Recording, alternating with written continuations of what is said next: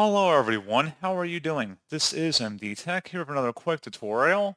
In today's tutorial, I'm going to show you guys how to hopefully resolve the Microsoft Teams error codes 800803000 that you're experiencing on your Windows 10 or Windows 11 computer.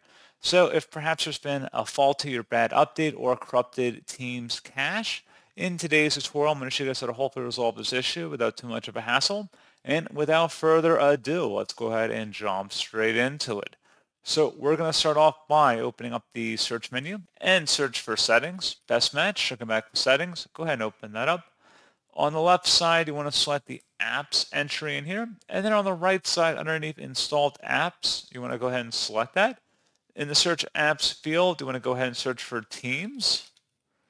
And best results should come back with Microsoft Teams. Select the three-dotted icon next to it that corresponds to the Microsoft Teams application in here, and select Advanced Options. And now that we're in here, scroll down, and then underneath Reset, if the app isn't working right, we can try to repair it. The app's data won't be affected. Select Repair, and give that a moment.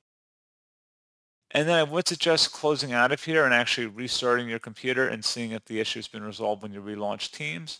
However, you can also attempt to reset Microsoft Teams. So if the app still isn't working right, you can reset it. The app's data will be deleted. So you just would follow the steps of this tutorial. Again, just come back into the settings and you could select the reset option.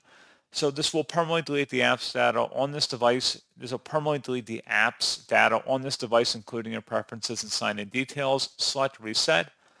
And then once that is done, go ahead and close out of here. And I would suggest restarting your computer.